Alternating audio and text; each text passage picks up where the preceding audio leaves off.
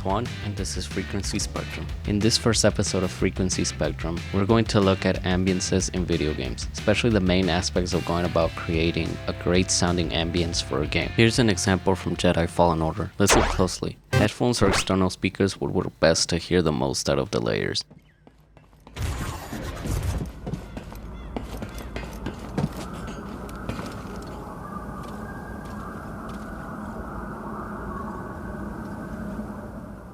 There are three elements that sound designers keep in mind while designing ambiences: location, interior/exterior, elements of the environment, and lore and story. 1. Whether a location is exterior or interior. 2. The elements of said environment. Is it a city, military base, battlefield, etc.? Or in this case, the planet Kashyyyk. Knowing this, you can start selecting elements that fit certain environment. For example, a city would have cars, crowds, and sirens. This would be the sounds that we would look for. And finally, number 3, lore and story. This one to me is one of the most important elements of ambiences. Understanding the world and lore in the game gives you an extra element of sounds to play with. In this example, in Fallen Order, since Kashyyyk is not located on Earth, the sounds can't be too familiar or else it'll break the illusion that you're in Kashyyyk and not Earth. Here's how you can add something special to your ambience. That is something that Star Wars does really well. The environments are familiar, sound familiar, but manage to sound from another galaxy. That's a great balance to find, because as humans, we relate and attach more to what is familiar, but we also welcome new things, or in this case, sounds. Here, I'm going to show you my process of how I go about making ambience. We'll look at the example from the intro. The Ma is a location from the new World of Warcraft expansion, the Shadowlands. I like to start out my designing with recordings I can find in my neighborhood, city, or objects. Here's a sample of a recording I made in my neighborhood at night.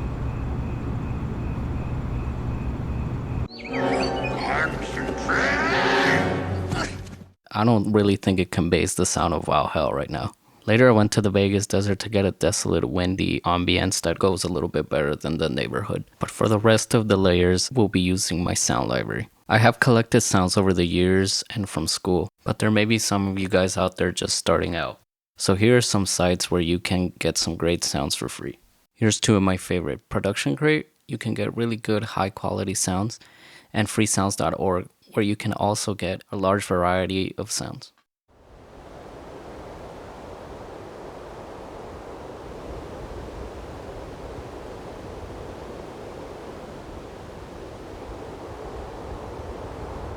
I chose this wind sound because the wind has an eerie, wispy gust that adds to the feeling of a desolate place.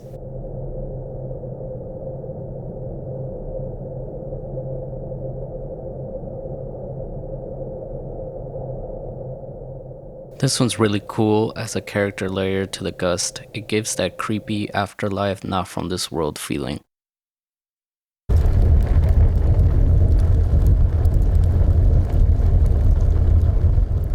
As we can see in the video, there's a lot of fires burning in the distance.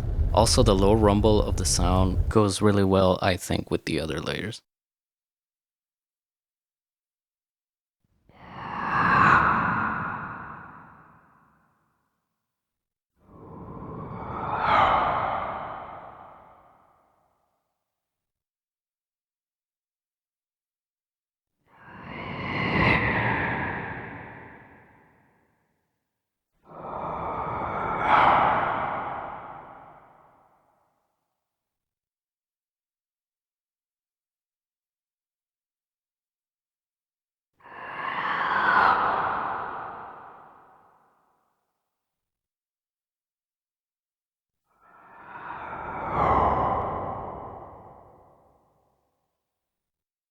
When I do ambiences, I set up one track and name it lore.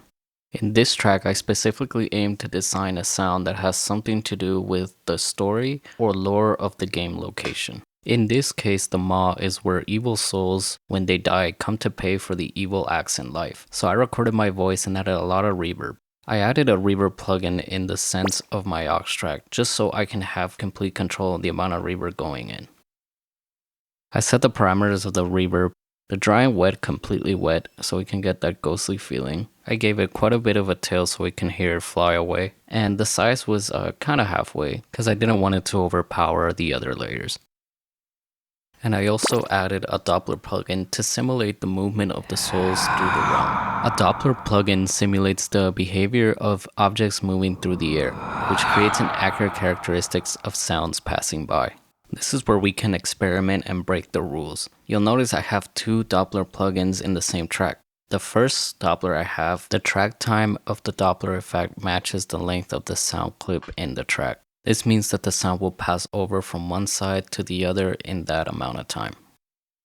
Here, I'm gonna be honest, I didn't know what a second Doppler effect in the same track was going to do, but that's the beauty of sound design. Don't be afraid to break the rules. By doing that, sometimes you get an amazing sound that's really unique and outside of the box.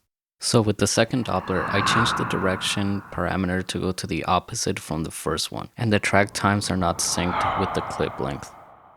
If you notice that just with the first Doppler plugin, when the sound passes the middle of the stereo field, it was a little jarring to hear. With the second plugin together, it seems it cancels the first plugin to an extent, but since it has different parameters, it takes away the jarring sound when passing through the middle of the first Doppler without getting rid of the passing effect.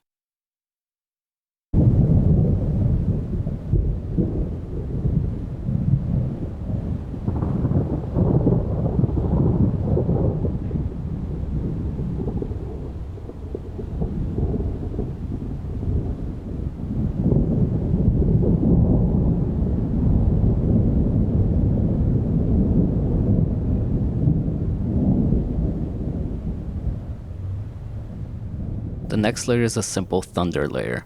I think thunder and hail goes pretty well together, gives it a more dramatic sound to the ambience.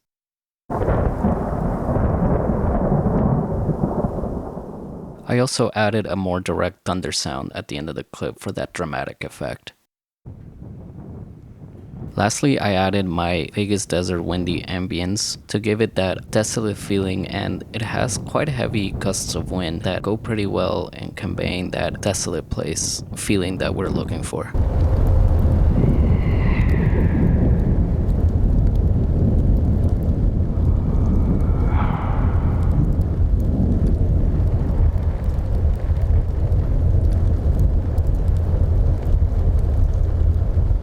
On the Ambience Mix Track, or BG as I have it labeled, I added an EQ and compressor, the EQ to subtract any frequencies that are sticking out too much, lastly some compression to glue all the layers together.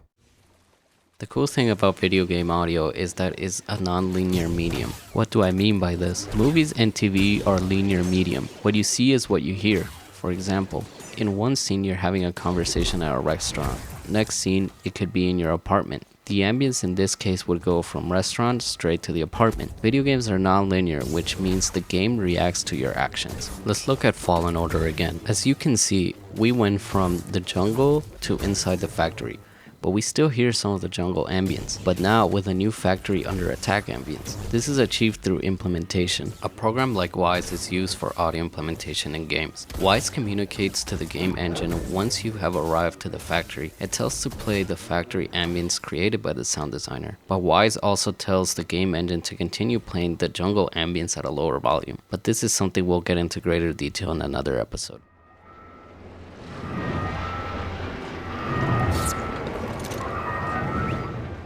Thanks for checking out the episode. Comment below and let me know any tricks you have when designing a sound or any questions you have about my approach. I challenge you guys to take a look at your favorite game's sound setting. Some games give you the ability to turn down the music, sound effect, and ambiences. Check it out and comment below what you heard. Till next time.